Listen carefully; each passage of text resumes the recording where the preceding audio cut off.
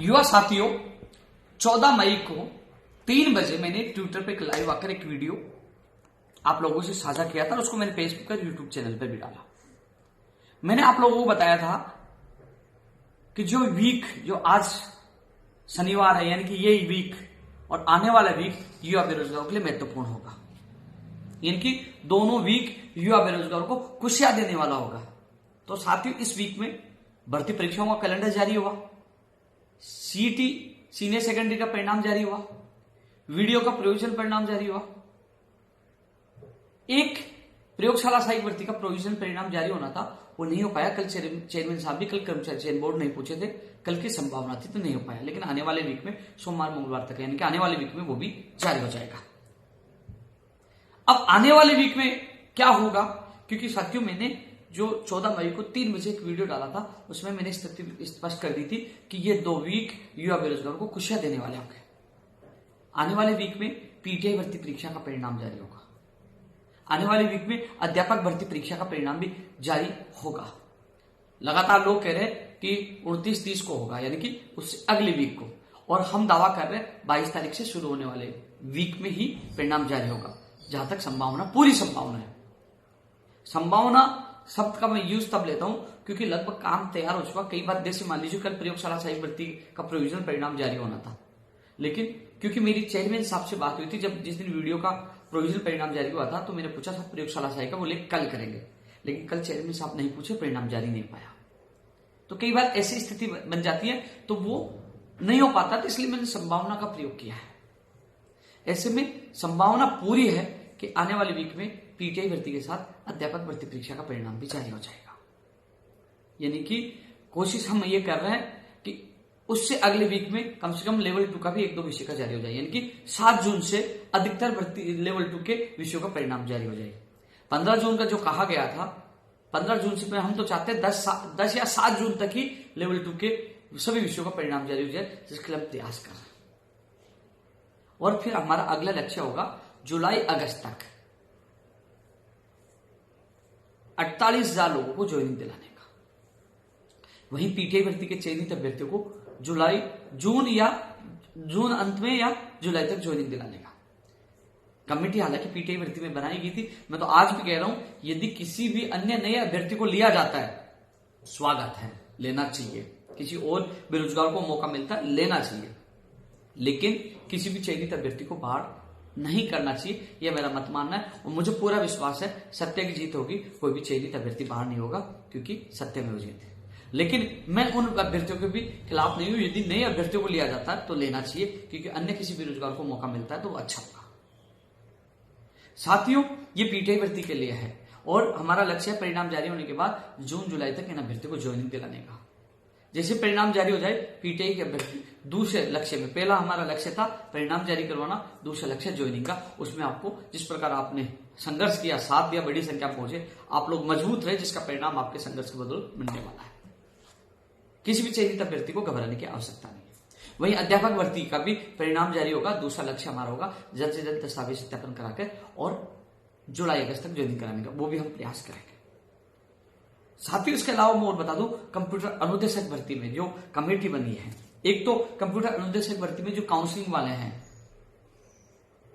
396 के, 283 के धीरे धीरे जो आदेश हुए हैं, और मेरी बात लगातार चल रही है। आपके अभ्यर्थी जब कार्यालय में आए थे तब मैंने डिप्टी डायरेक्टर से सीधी बात की थी।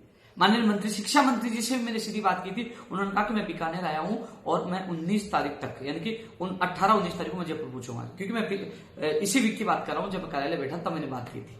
तब उन्होंने कहा कि आप मुझे जो भी मुद्दे भेज दीजिए, मैं निदेशक जी को बुलाकर मैं बात कर लूंगा, मैं बीकानेर हूं। तो मैंने सारे जो बेसिक कंप्यूटर अनुदेशक का था, जो लाइब्रेरी का था, प्रयोगशाला सहायक के सारे मुद्दे मैंने उनको बनाकर भेज दिए थे। और प्रयोगशाला सहायक भर्ती के जो चयनित अभ्यर्थियों के जिला मंत्री नियुक्ति आदेश भी हो गए।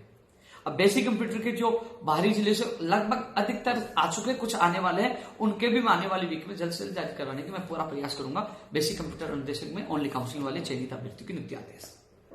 इसके अलावा जो कमेटी बनी है, देखो साथियों, कमेटी जो 2 तरह की कमेटी, एक कमेटी तो इनकी बोर्ड लेवल की होती है जो एक्सरसाइज करती है, एक एक्सपर्ट कमेटी जो बाहर से बुलाए जाते हैं। बोर्ड लेवल की उन्होंने एक्सरसाइज कर लिया, अब एक्सपर्ट कमेटी को बुलाया जाएगा। लेकिन अभी ये फिलहाल अध्यापक भर्ती परीक्षा के परिणाम में, पीटीआई भर्ती परीक्षा के परिणाम और सीईटी के बाद आने वाली विज्ञप्तियों में बोर्ड बिजी है। इन परिणाम के बाद वो यानी कि जून महीने में कंप्यूटर अनुदेशक भर्ती में प्रश्नों की बात को लेकर जो कमेटी बनी है उसको लेकर वो निर्णय करेंगे। हालांकि हमने 4 मई को जो तमाम सबूत हमने सौंप दिए थे और मैंने कल ही सुबह मैंने 1-2 जगह बताया था, आज कुछ लोगों ने उसकी कॉपी भी कर दी। मैंने उमाकांत को बताया था, मैंने महेंद्र को बताया था, 1-2 लोग जो मुझे कल मुंडावर मिले थे उनको बताया था। संभावना 1-2 क्वेश्चनों की संभावना है कि उनके बदलाव हो सके, संभावना है। फाइनल निर्णय एक्सपर्ट कमेटी पर ना, मैं एक्सपर्ट कमेटी का सदस्य नहीं हूँ। संभावना मैंने बताई, ज्यादा भी हो जाए वो तो कमेटी को निर्णय करना है, कम भी हो जाए नहीं भी हो तो वो तो कमेटी को करना, लेकिन 1-2 की संभावना मैंने बताई थी जो लोगों ने ट्वीट करके कॉपी कर दी है। वो जैसे परिणाम जारी होगा तो उन अभ्यर्थियों को उमाकांत और महेंद्र के साथ जाकर मैं उनकी बात मजबूती से रखूंगा, क्योंकि कंप्यूटर अनुदेशक भर्ती में सीट खाली है। 1-2 क्वेश्चनों में यदि उनके जो दावे करते साबित होते हैं उनकी वजह से कई लोगों को लिया जाए तो लीजिए, और जिसमें आपको बोनस देना है तो दीजिए, लेकिन सीटें खाली है, अधिक से अधिक लोगों को राहत मिले, ये बात मैं उनके साथ जाकर मैं रखूंगा। साथियों, इसके अलावा आने वाले वीक में जो मैंने बताया अध्यापक भर्ती के अलावा, पीटीआई भर्ती के अलावा मैंने बताया जैसे जूनियर अकाउंटेंट भर्ती की विज्ञप्ति, एनएम जो महिला स्वास्थ्य कार्यकर्ता जो एनएम है जो संविदा पे लिए जा रहे हैं, करीब 3500 पद बता रहे हैं। अभी तो पदों की संख्या किसी ने नहीं बताई और अभी थोड़ी देर बाद लोग ट्वीट भी कर देंगे। आने वाली वीक में आपके जूनियर अकाउंटेंट और जो संविदा पर जो एनएम की जो भर्ती है वो भी, उसकी दोनों की विज्ञप्ति जारी हो सकती है, होगी। जूनियर अकाउंटेंट की होगी, इसके साथ ये भी हो सकती है। और 3500 करीब पद बताए जा रहे हैं एनएम जो बता रही है इस भर्ती में जो संविदा पर आधारित है। ये पदों की संख्या मैं आप लोगों को बता रहा हूं। प्रयोगशाला साइट का वीडियो का प्रोविजन अगले वीक में जारी हो जाएगा। लाइब्रेरी के जो दस्तावेज थे वो वहां पहुंच चुके हैं और अब मैं इनका जिला आवंटन का लिंक शुरू करवाने की मैं पूरी कोशिश करूंगा। जो अभ्यर्थी, क्योंकि पहले लिंक इसलिए शुरू नहीं पाया था, प्रोविजन परिणाम में चयनित अभ्यर्थियों के दस्तावेज यहीं थे, अब वो पहुंच चुके हैं। अधिकारियों से मैंने बात करके जितना सहयोग मैंने किया, अब जिला आवंटन के लिंक शुरू कराने की मैं कोशिश करूंगा। इसके बाद साथियों, जैसे जूनियर अकाउंटेंट के बाद जैसे कृषि प्रेक्षक है, संगणक है, इनकी विज्ञप्ति हम जल्द से जल्द जारी करवाने की हम कोशिश करेंगे। साथियों, पशु परिचारक भर्ती के लिए लोग पूछ रहे हैं, कुछ की विज्ञप्ति जारी नहीं हुई, नहीं कैलेंडर में उसका नाम आया। तो मैं आपको बता दूं, जो इसकी योग्यता 10वीं पास की गई थी, इसका पहले इस पशु परिचारक भर्ती का नाम पहले जलदारी था, लेकिन इसका नाम पशु परिचारक किया गया, कैबिनेट से अनुमोदन हो गया, लेकिन अभी तक कार्य विभाग द्वारा नियम संशोधन की अधिसूचना जारी नहीं हुई है। वो नियम राज्यपाल से अनुमोदन होने के बाद कार्य विभाग द्वारा नियम संशोधन की अधिसूचना जारी होगी। अधिसूचना जारी होने के बाद नए नियमों के अनुसार विज्ञप्ति जारी होगी। इस वजह से, क्योंकि अभ्यर्थना तो मैंने पता किया, अभ्यर्थना कर्मचारी चयन बोर्ड है, लेकिन अधिसूचना जारी नहीं होने की वजह से कैलेंडर में नहीं डाला गया है। वहीं राजस्थान पुलिस भर्ती की अभ्यर्थना कर्मचारी चयन बोर्ड नहीं पूछी है, जिसकी वजह से उसकी कैलेंडर में भर्ती का नाम नहीं आया। तो मैं आने वाले वीक में राजस्थान पुलिस भर्ती की अभ्यर्थना कर्मचारी चयन बोर्ड पूछाने के लिए अधिकारियों से मुलाकात करूंगा, बात करूंगा, वो भी कोशिश करूंगा, और पशु परिचारक भर्ती की अधिसूचना जारी करवाने की मैं कोशिश करूंगा। वहीं कॉलेज की लाइब्रेरियन और पीटीआई भर्ती की अधिसूचना जारी करवाने की कोशिश करूंगा। साथियों, 1 लाख प्रकादीन भर्तियों की विज्ञप्तियां जारी कराने के लिए हमारा प्रयास जारी है। 17 तारीख को मीटिंग हो चुकी है और अब इसमें क्या हुआ, अधिकारियों से मुलाकात करके जल्द से इनका वर्गीकरण जारी हो, जो बेरोजगार इंतजार करें उनका इंतजार समाप्त हो। नई कंप्यूटर अनुदेशक भर्ती जो संस्कृत शिक्षा विभाग हो चाहे सामान्य शिक्षा विभाग हो, इसके लिए हम प्रयास जारी है। संस्कृत शिक्षा विभाग में पीटीआई, लाइब्रेरियन और 3rd ग्रेड भर्ती परीक्षा के लिए भी हमारा प्रयास जारी है। तो साथियों, धीरे धीरे जो दिन आ रहे हैं वो युवा बेरोजगारों के हित में आ रहे हैं। जो वीक गुजरा है ये युवा बेरोजगारों के लिए अच्छा था, सुखदायक था, खुशियां देने वाला था। अब आने वाले वीक में कई भर्तियों की विज्ञप्तियां भी जारी होंगी। आने वाले वीक में पीटीआई अध्यापक भर्ती लेवल 1, इसके अलावा वीडियो प्रयोगशाला सहायक का प्रयोजन परिणाम ये भी जारी होंगे। इसके अलावा साथियों और चीजें हम प्रयास कर रहे हैं। तो साथियों, ये वीडियो आप सबके लिए इसलिए था कि लगातार हम प्रयास कर रहे हैं, क्योंकि साथियों धरातल पर उतरकर संघर्ष भी हम करते हैं। अगला लक्ष्य 7 जून को हम 2 तरीके से बीजेपी के नेताओं के सामने केंद्र सरकार की भर्तियों की मांग रखेंगे, राज्य सरकार के सामने राज्य सरकार की भर्तियों की मांग रखेंगे, यानी कि ऐतिहासिक युवा बेरोजगार सम्मेलन होगा। इसमें युवाओं की आवाज बुलंद की जाएगी। मेरा एक ही लक्ष्य है, क्योंकि मैं स्थिति स्पष्ट कर चुका हूं, 13 जनवरी 2024 को भागीरथ संस्था के माध्यम से मैं इस राजस्थान बेरोजगार महासंघ से अलग होकर मैं अलग संस्था में गरीब बच्चों के लिए, अनाथ बच्चों के लिए मैं काम करना चाहता हूं। ये मेरा बहुत पहले का सपना है। लेकिन उससे पहले, क्योंकि आपको पता है अक्टूबर तक ही कार्य होना है और फिर नवंबर में एंड में या दिसंबर में चुनाव है, तो अक्टूबर तक का मेरा लक्ष्य है 1 लाख प्रक्रियाधीन भर्तियों को आचार संहिता से पहले ज्वाइनिंग करवाना, जिसमें 48,000 को जुलाई अगस्त तक और पीटीआई को जून जुलाई तक, और अन्य जो भर्तियां 1 लाख के करीब जो हैं लगभग, उनको आचार संहिता से पहले पूरी करवाने का मेरा लक्ष्य है। इसके अलावा 1 लाख भर्तियों का विभाग वाइज वर्गीकरण करवाई जाए। शिक्षा विभाग में कौन से पदों पर कौन सी भर्ती आएगी, चिकित्सा, पंचायत, तमाम विभागों में वो वर्गीकरण कर जारी करें, उनकी विज्ञप्तियां जारी करना है। क्योंकि आप और हम सबको पता है वर्गीकरण जारी होने के बाद जो भर्तियों की विज्ञप्तियां जारी होगी, मुझे नहीं लगता उनकी भर्तियों की परीक्षाएं हो पाएंगी। लेकिन हमने उनकी विज्ञप्तियां जारी करवा दी, उनका कैलेंडर जारी करवा दिया, हमारे लिए एक बड़ी जीत होगी। फिर चुनाव में परिणाम जो भी हो, लेकिन यदि विज्ञप्ति जारी हो जाएगी तो वो उन भर्तियों को सरकार को पूरा करना होगा।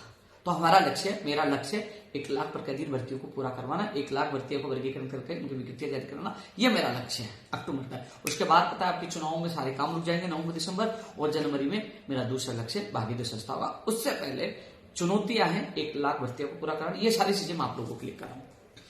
साथियों अलग अलग चीजें हैं, लगातार संघर्ष वगैरह। 7 जून को भी हम कह सकते हैं एक तरह से बड़ा प्रदर्शन है युवा बेरोजगारों का। आप लोगों की ताकत का सरकार को, राज्य सरकार, केंद्र सरकार को एहसास करके उन मांगों को पूरा करना, एक तरह से प्रेशर, दबाव, एक तरह से हमारी मांगों को बुलंद करने का एक तरीका है। तो साथियों 7 जून भी महत्वपूर्ण है, आने वाला वीक भी महत्वपूर्ण है। लगातार आप लोगों के लिए मैं मेहनत कर रहा हूं। लोग सोशल मीडिया पर फर्जी आईडी बनाकर ट्रोल करने की कितनी कोशिश क्यों करने, क्योंकि राजस्थान का युवा, उनके माँ बाप जानते हैं कि राजस्थान के युवाओं के लिए इस गर्मी में, सर्दी में जेल में जाना और लाठियां खाना, अनशन करना एक ही साथ था। हालांकि अब चुनाव आगे हर युवा बेरोजगारों की हितैषी बनने की कोशिश करेंगे, लेकिन सरकार, चाहे बीजेपी सरकार हो चाहे कांग्रेस सरकार हो, पिछले 11.25 साल से लगातार युवाओं के लिए सड़कों पर संघर्ष किया, लाठियां खाई है, अनशन किया, लेकिन पीछे नहीं हटा, हमेशा युवाओं के साथ रहा। मुझे पता है राजस्थान के युवा CHO second grade paper leak से जूझ रहे हैं। पेपर लीक मुक्त राजस्थान की हम मांग करें, क्योंकि ये 7 तारीख को होने वाला जो युवा बेरोजगार महासम्मेलन, उसमें युवा बेरोजगारों की पेपर लीक की भी आवाज उठेगी। उसमें भर्ती परीक्षा मेरिट के आधार पर नहीं हो, उसमें एग्जाम के आधार पर हर भर्ती परीक्षा हो, ये भी आवाज उठेगी। पेपर लीक मुक्त राजस्थान बने, ये भी आवाज उठेगी। प्रक्रिया दिन से लेकर नई भर्तियों की ये पूरी हो, ये भी आवाज उठेगी।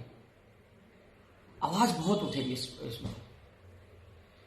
राजस्थान के युवाओं को न्याय मिले, ये आवाज उठेगी। हर युवा की आवाज उठाने का काम 7 जून को होगा युवा बेरोजगार महासम्मेलन के माध्यम से। तब तक के लिए साथियों लगातार आपके बीच में मैं आता रहूंगा, लेकिन जो मैंने ये जो चीजें बताई है, ये धरातल पर संघर्ष का परिणाम है। मैंने पहले भी कहा था कि 10 मई का आंदोलन का परिणाम आपको धीरे धीरे वो रंग लाएगा, उसका परिणाम आपको देखने को मिलेगा। ये वीक बीता है, उसमें आपको परिणाम मिला, आने वाले वीक में परिणाम मिलेगा, और उसके अगले वीक में भी आपको परिणाम मिलेगा। पिछले वीक की मैंने बताया क्या होने वाला था, इस वीक के मैंने बताया, और उसके आने वाले वीक में लेवल 2 का परिणाम भी जारी होंगे विषय के, और कुछ भर्तियों की विज्ञप्तियां भी जारी होंगी। यानी कि अब धीरे धीरे हमारा संघर्ष रंग ला रहा है, युवाओं को खुशियां मिल रही है। फर्जी डिग्री और डिप्लोमा के खिलाफ सरकार कानून लेके आए, इसके लिए लगातार हम संघर्ष कर रहे हैं। तो साथियों फिर आप लोगों से मुलाकात होगी, तब तक के लिए जय हिंद, जय भारत।